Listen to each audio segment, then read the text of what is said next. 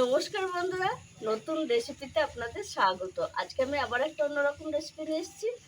আজকে আমি করে দেখাবো কুমড়োর পপকর্ন। কুমড়োর পপকর্নের জন্য এই যে কাঁচা গাছের কুমড়ো নিয়ে এসেছি। একদম খুব পাকাও না, আবার কাঁচাও না, খুব কাঁচা কচিও না, মানে মাঝারি। এই কুমড়োটা দিয়ে আমি পপকর্ন করে দেখাবো। আর তার জন্য নিয়ে নিয়েছি আমি কুমড়ো, ময়দা, সাদা তেল, সুজি, কর্নফ্লাওয়ার, নুন, ম্যাগি মশলা, হলুদ গুঁড়ো, লঙ্কার গুঁড়ো, জিরের গুঁড়ো আর গোলমরিচ গুঁড়ো। এবার আমি কুমড়োটা একটু কেটে নেব।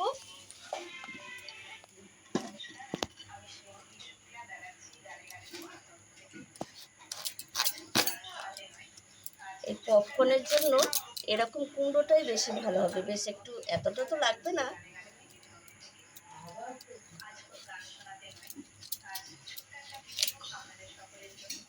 একটু ছাড়িয়ে নেব।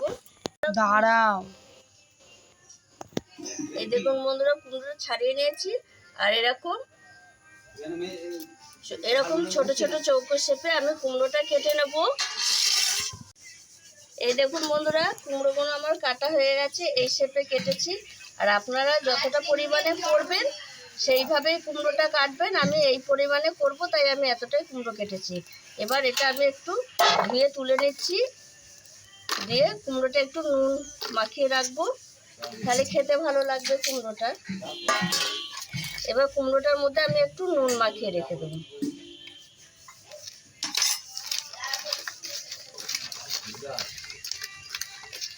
এবার এইখানে আমি একটা ব্যাটার করে নেব।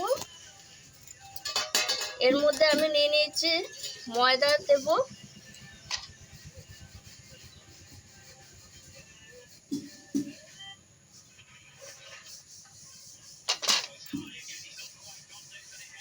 আর দিয়ে দেবো কর্নফ্লাওয়ার।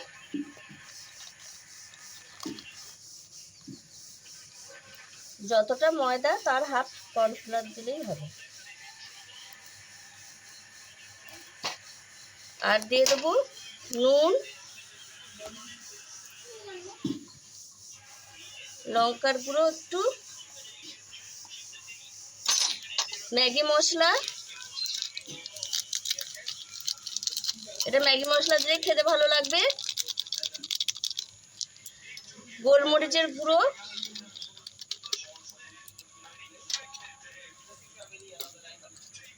আর একটু জিরের গুঁড়ো দিয়ে আমি এই ব্যাটারটা করে নেব। একটা থকথকে ব্যাটার করে নেব জল দিয়ে দিয়ে।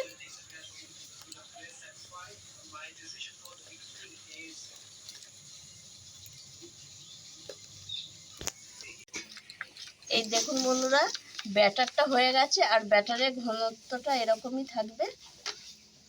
এবার এটা আমি একটা সাইডে রেখে দেবো, দিয়ে আমি এখানে একটা শুকনো ব্যাটার করব। সেটার মধ্যে দিয়ে দেবো আমি এই যে ময়দা শুকনো, আর এর মধ্যে দিয়ে দেবো আমি একটু সুজি, তাহলে আর একটু মচমচে হবে।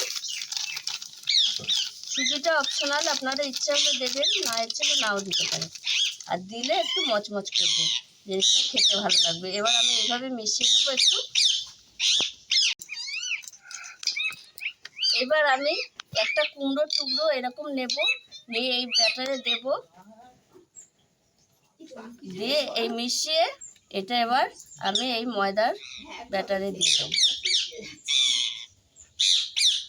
দিয়ে এবার আমি এরকম হাতে এরকম ভাবে ঘুরিয়ে নেব। এইভাবে আমি এটা করে নেব।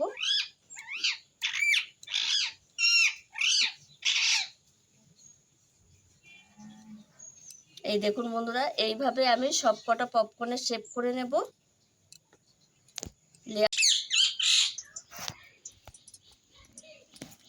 এই দেখুন বন্ধুরা, আমি কড়াইয়ে উনুন ধরিয়ে কড়াইয়ে সাদা তেল দিয়ে দিয়েছি। আর এইখানে আমি কটা শেপ করে নিয়েছি, এই কটা এখন আমি তেলে ছেড়ে ভেজে নেব। আর এই ভাজতে ভাজতে এই কটা আবার শেপ করে নেব। এবার আমি একটা একটা করে তেলে ছেড়ে দেব। এই দেখুন, আর তেলটা হালকা গরম ইয়েতেই দিতে হবে, অল্প অল্প আঁচেই ভালো এটা ভাজা হবে। বন্ধুরা, পপকর্নগুলো আমার ভাজা হয়ে গেছে, আর এদিকে এগুলো আমার শেপ হয়ে গেছে। আর এই পপকর্নগুলো এটা হালকা আঁচে ভাজতে হবে, লো টু মিডিয়াম আছে, তাহলে পপকর্নটা ভালো ভাজাও হবে আর ভেতরে কুমড়োও সেদ্ধ হয়ে যাবে। আপনারা তো আলুর পপকর্ন খেয়েছেন, এরকম কুমড়োর পপকর্ন খেয়েছেন? দেখুন কত সুন্দর লেয়ার হয়েছে, দেখুন কত সুন্দর হয়েছে পপকর্নগুলো। বাদ বাকি পপকর্নগুলো আমি এইভাবেই ভেজে নেবো।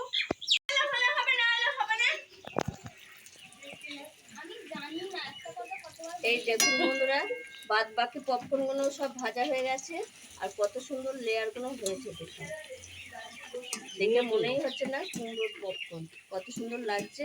এইভাবে আমি সব পপকর্নটা তুলে নেবো, হয়ে গেছে আমার। আর আওয়াজ শুনেই বুঝতে পারছেন কত মচমচে খাস্তা হয়েছে।